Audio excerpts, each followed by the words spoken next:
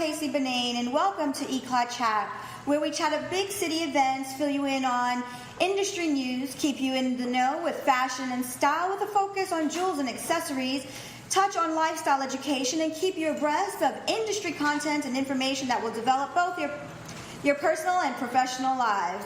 Today, my co-host Kaylin Burke is away, and so I'm on my own today. But she will be back with us next week for our regularly scheduled program. I am going to go right into the interview of the day. I'm so excited. I have Cynika Drake here with me. I'm just going to, give a little intro to her before we get into the interview. So, as I said, today we have founder of Lavish Lifestyle Concierge, Cynika Drake. And Lavish Lifestyle Concierge and Cynika Drake are based right here in the NYC, but she provides, both her and her services, her company provides event planning and concierge services all over the country. She is a veteran in the industry with 14 years under her belt of event planning and hospitality.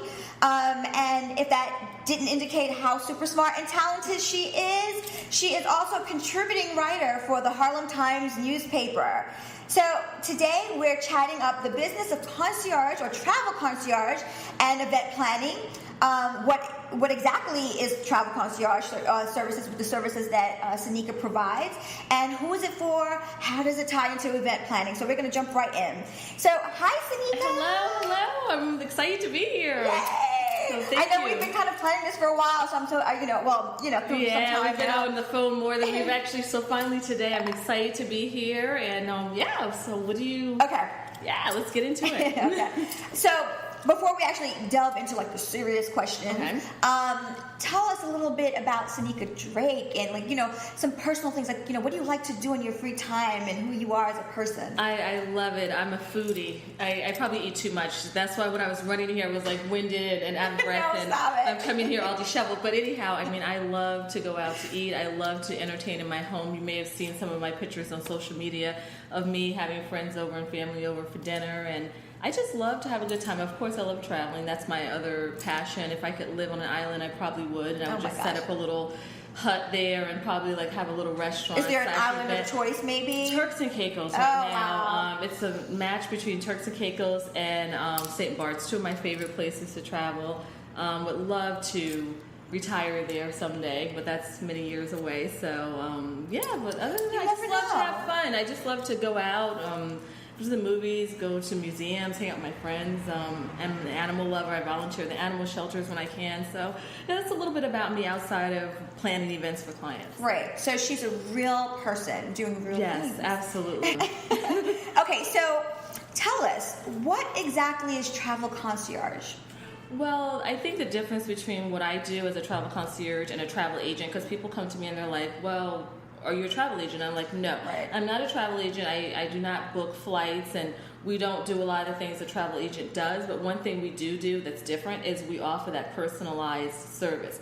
We are your point person before you go on the vacation. We're your point person while you're on the vacation. So we anticipate certain needs, like if you're like, okay, I'm on a budget, for instance, I'm not going to put you in a hotel that requires a cab because I'm thinking about cab costs. You may not be thinking about the cost of cabs, but we're thinking about the cab costs. We're thinking about small little minute details that the client may not naturally think about. And we also truly personalize it to their taste. We don't just send you a laundry list of restaurants and say, hey, these are some popular places.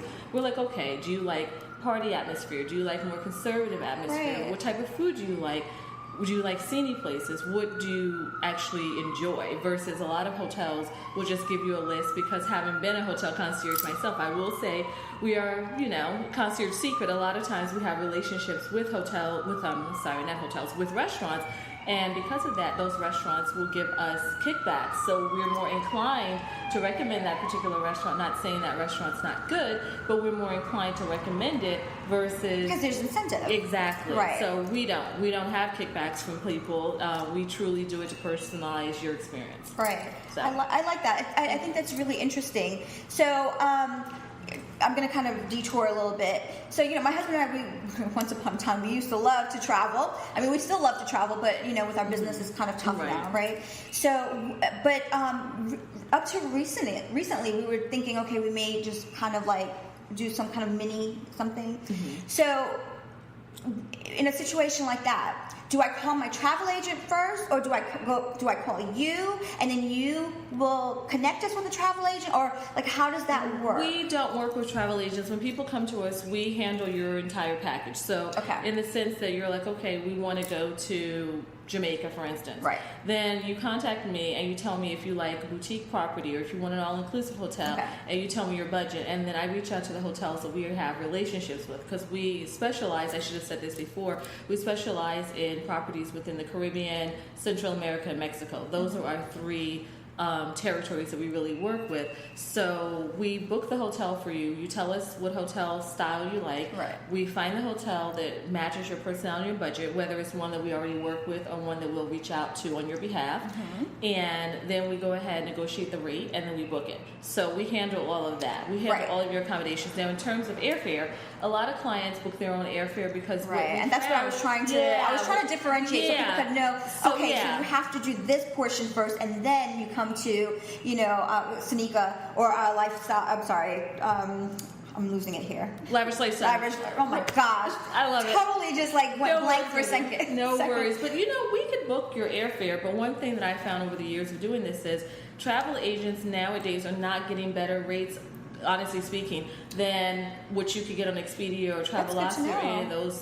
You could go to any of the major travel agencies and they'll tell you it's not like it was back in the day. They may get a 5% discount, but it's nothing in the sense of you go into a travel agency and you're paying $500 less than what you could book on Expedia. It's just not it. But in terms of the hotels, it is, because I have the personal relationships with either the hotel developers or the hotel directors in sales and marketing or the hotel directors of revenues. I have, or even in some cases, the hotel owners themselves. So because of those personal relationships, I'm able to negotiate better rates because we work in unison to both refer business to each other. So that's a little bit different than you just being another account through an Expedia.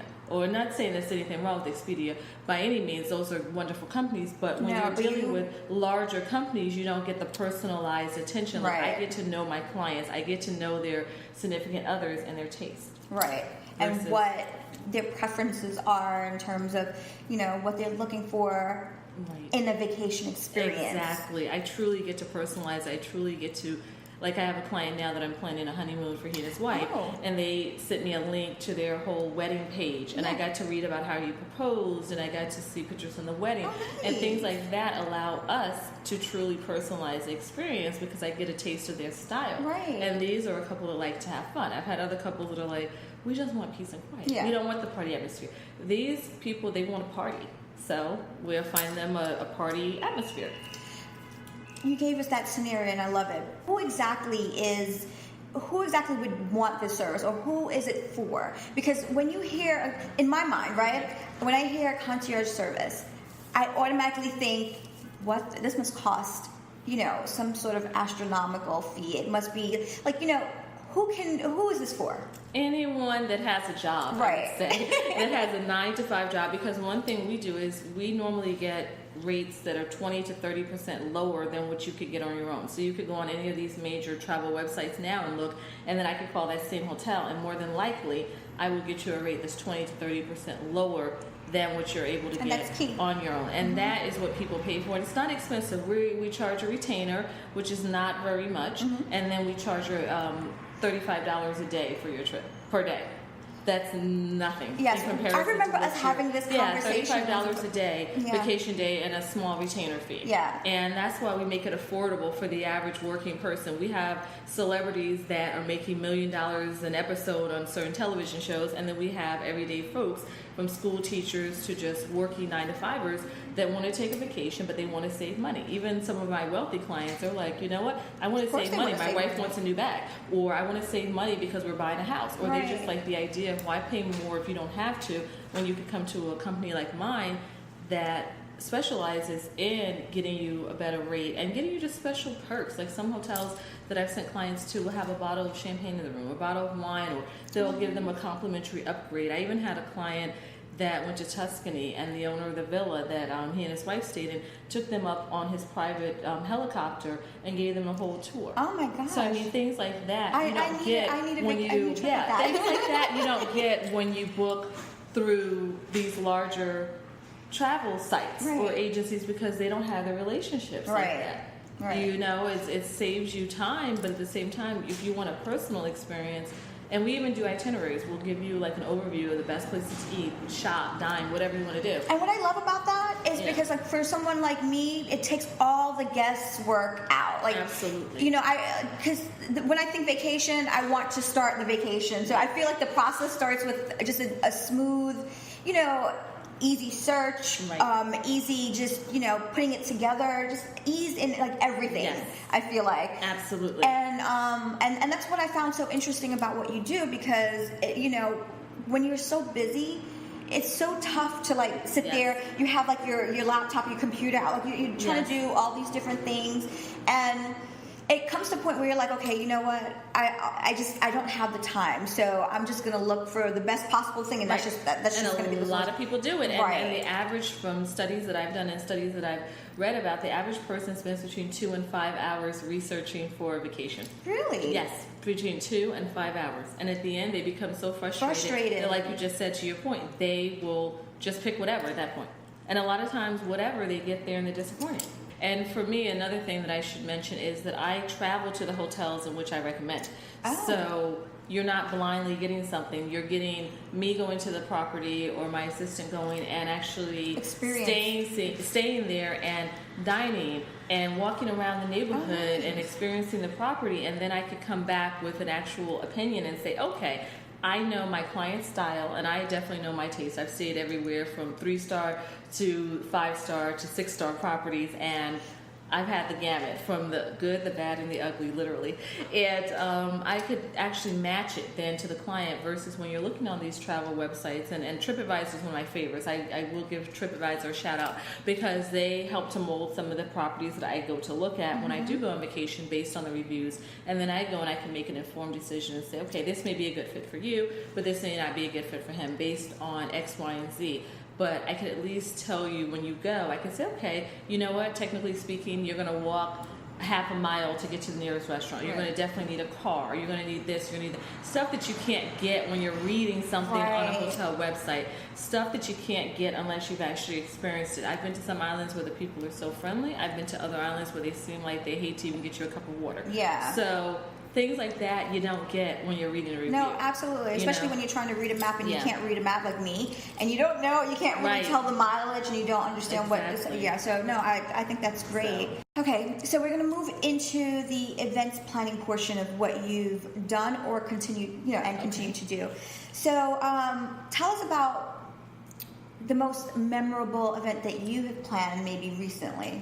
Well, the most memorable will be the Time Warner launch. They did a new incubator. It's called the Incubator 150 launch, and it's basically digital engagement for the artists amongst Time Warner's channels. That's Warner Brothers, HBO, Turner, and I was the event producer for that event. So that was a huge accomplishment as a small business owner. Okay. And we did everything from brainstorming with the team at Time Warner to actually bringing the vision to life. Yeah. We had it in a loft down in Soho, and it was just amazing. We turned this plain loft into this experience. Yeah. Bringing in couches and all types of fun types of hors d'oeuvres and food, and we had this whole carnival theme for hors d'oeuvres that we turned an island in the room into, and I mean, it was just a fun event. So I mean, we do events of that magnitude, as well as 40th birthday parties, children's birthdays, corporate events where it's the end of the fiscal year corporate party and it's only like 40 people. We do events of all sizes, and we work with all budgets within reason. I mean, obviously, if you tell me you have $100 and you want it to look like the Taj Mahal, that's not going to happen. But if you have $100 and you were trying to put in an event, I'm not sure what you'll be able to do. Yeah, unless it's like paper napkins. But outside of that, like, we really do try to work with all budgets. We really try to help people, and we also help people to manage their expectations, because the number one pet peeve of mine is when people say, oh, when I ask you, what's your budget? Oh, I don't know what the budget is. And I'm like, no, you do. Because if I were to tell you this is going to cost $20,000, you know if you are comfortable spending $20,000 or not. So you do have an idea in your head of a number. And in order for us to be helpful and to even take on a client, we need to have an idea what type of budget you're working with. But again, we work with all budgets for the most part. Yeah. But we can't work a miracle if you really don't have a budget to work with. No, of course, and that's important. I feel like that's important to know because, the details are formed in the budget. Absolutely. And I tell people that all the time, because you have to manage someone's expectations. You have to explain to them, look, if we have this budget, we're going to do an amazing job, but you're not going to have 4 seasons if you don't have a 4 seasons budget. Makes sense. And we tell people that, and they either work with us or not, but at least we're honest. You could have some event professionals that will say, oh yeah, we could do this and do that. And it's like, no, you can't. Right. Like, I'd rather, over-deliver than to over-promise someone. Mm-hmm. I'd rather tell them, okay, this is what it is, and then over-deliver than to tell them, hype it up and act like it's going to be amazing when we know we're only working with a limited budget. Mm-hmm. So, yeah.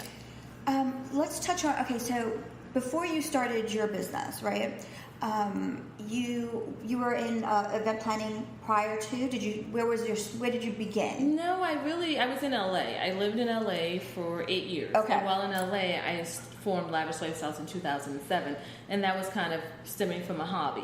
Okay. And when I was out there, I was pursuing acting because the whole law school No, I know you explained that whole thing. So the event planning and all that came into fruition all at the same time? All at the same time. Okay, I should backtrack. Lavish Lifestyles started out as a concierge service, catering to married couples that men did not know what to plan, and we were the people that were kind of planning for them. And then we saw that didn't appeal to a large enough market. Right. But one thing that did appeal to people were the travel. Everyone travels, whether you're, married, single, gay, straight. People travel, mm-hmm. young and old. So that's the market that we segued into. Okay. But a lot of the clients wanted us to plan dinner parties. A lot of them were like, oh, I want to do a wine tasting, I want to do this, I want to do that. And those same concierge clients became my event planning clients. And then that's when I said, okay, you know what? These are 2 markets that people are asking us to do things for. And that's how I got into the event planning portion of it. And now we just do Travel Concierge with like I said, the islands and the countries I mentioned, and the travel. Nice. So it was like a fluid transition. It really was, and now we continue to build here in New York, and I've been blessed to have some of my event planning clients have been Time Warner, Fresh Direct, the grocer that everyone knows here. Yeah. I did their groundbreaking ceremony last December actually because they're moving to a larger facility. So it's been clients like that, and then again, it's been corporate clients, it's been mom and pops, it's been a I think the mix still makes it fun. It is. It's so much fun to work with so many different personalities and with different budgets. So yeah. So we deal with sort of the business aspect of events and fashion, that sort of thing, right? And so I just want to delve into just a little bit of like the business aspect and want to ask you.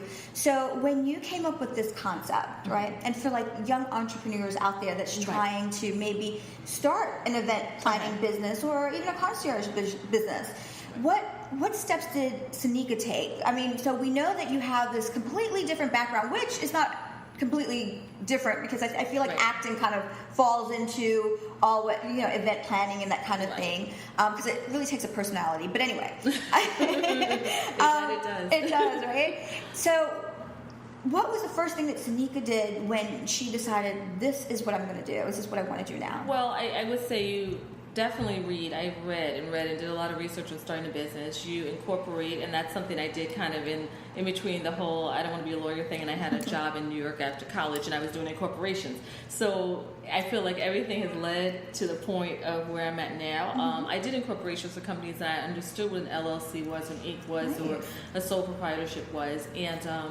so yeah, when I decided I wanted to start my business, I incorporated. I did research. I was grateful to have a mom that backed me financially and was a silent partner, if you will, and giving me a nice amount of money to kind of start with. A lot of it, I will say, when you're a new business owner, you don't know what you're doing, you waste it. I had an office in LA, and one of the nicest parts of LA is a section called Century City for the first 2 years. I don't want to even mention how much the rent was.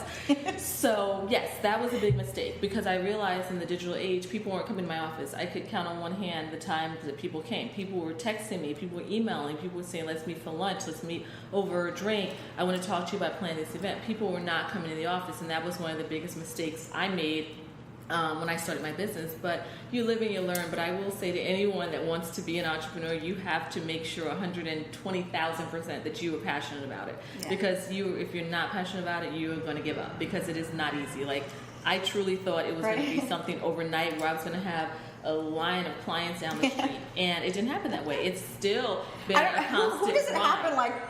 But people are disillusioned sometimes, and they think it's going to happen overnight. And I have been blessed. I mean, I've been blessed with some big name clients, as I've mentioned. I've been blessed with some celebrity clients that I won't mention right now, but for privacy issues. But I've been blessed with having business, but it's been that grind, that constant going out and getting the business. Yeah. So I just tell people, definitely you have to be passionate about it. If you're not passionate about it, you're not going to survive in this business, because you're going to want to give up. And when you want to give up, you just got to keep pushing. Keep going ahead. So, yeah.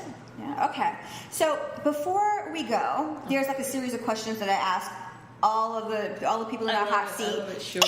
Bring it on. Okay. So I asked you earlier about the most memorable event that you performed or you did, right?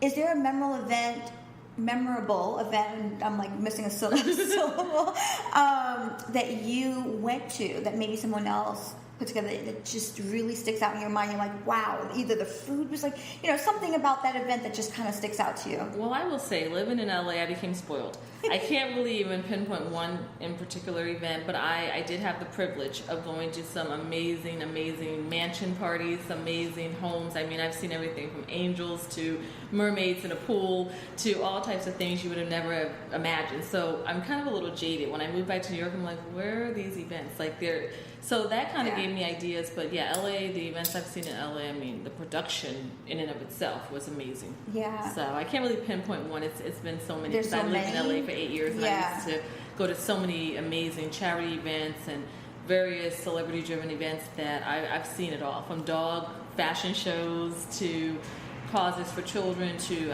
just full-scale production, because it is the entertainment capital of the world. So, yeah, that's kind of... We'll take that. Yeah. We'll take that. Okay, so what are 3 jewelry and accessory items that you think every woman should have, like the essential something that a woman should have? Definitely a nice handbag. Okay. Definitely a nice handbag, because I don't care, even when I'm wearing jeans and leggings and just looking bummy or going to the gym, I still have a nice leather handbag. Yeah. And one of my favorite designers is Prada. In terms of jewelry, David Yurman.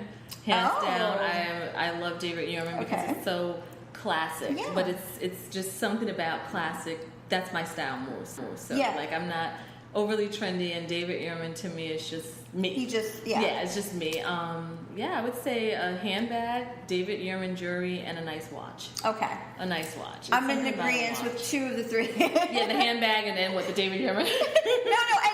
A watch too. Yeah. Okay, so maybe all 3. Okay, so are you a lipstick or a lip gloss girl? Lip gloss, MAC. I'm a MAC girl. I've been wearing MAC since I was 17, so yeah, I'm not going to change now that as I get older. I'm still with MAC. Yeah, I love MAC. Shout out to MAC. Yeah. So. Okay, so we already touched your favorite. I'm assuming, that was your favorite jewelry designer. Yes. So I won't go back there. So, okay, if people wanted to get in touch with Cynika Drake, how would they do that? Whether it's for the concierge services or your event planning services? My website, lavishlifestylesla.com. It's www.lifestylesla.com. And all my information's on there. Email us, call us. You can check out some of the photos of places we've traveled to, the events we've done, and we'll be there to help you. All right. Well, thank you so much for joining us today. I really appreciate your time. Fun. I know. It went by so quickly. I know. I feel like I could just sit here and keep talking. Yeah, exactly. The rest of the evening. Lovely. Thank you so much. You're welcome. Okay, and so guys, I'm going to take a quick break, and when I return, I'll have the news and events for you in the next 30 seconds. seconds. So I'm back with the designer feature of the day. Okay, so today, I don't know if you guys can see on Periscope, but I am wearing the Tabor cuff. It's by Brave Leather. It's actually my favorite piece. I wear it every single day. Sometimes I forget to take it off, and I've even showered with it. I've had it for the past 5-6 years, and I feel like the more that I wear it, it's the better it looks, and I get so many compliments on it. It's a very casual look, but generally I'm a very casual person, I feel like. Okay, so again, it's soft Italian leather. It's a soft Italian leather cuff with solid metal accents that are in silver and gold, as you can see. It has these beautiful clasps on the back that is also gold, so it gives such a sleek look. And it's beautifully handcrafted, as all of our pieces at Y-CLAD. And you can find it right on our website or here in our store, or head over again to www.yclad.com, Y-CLAD.com. All right, guys, so I'm going to say my goodbyes just really quickly. On next week's episode of Y-CLAD Chat, author Nicole Delacroix, author of Sexual Confessional, Confidential Admissions from Social Media, will be chatting it up with us. It's going to be a very interesting show. Our show is going to be entitled Sex and Social Media. Does sex really sell? Who knows? I think so. For our topic of next week's show. Also, as an FYI, next week's show will not be live. We will pre-record it, and we will have it on Wednesday as usual, but it will be pre-recorded because it's the Wednesday before Thanksgiving. So make sure you still tune in to the show, and on Wednesday, same time, same place, 7 o'clock, as you know, Eastern Standard Time on Blog Talk Radio, Y-CLAD Chat. Thank you guys for joining me today. Kaylin will be back with me next week. I know you guys missed her, and it was probably tough listening to me go through all this stuff without my sidekick here by my side, but it's okay. She returns, like I said, next week. And so we will catch you next week. Remember, guys, love life and wear it well. Have a good night.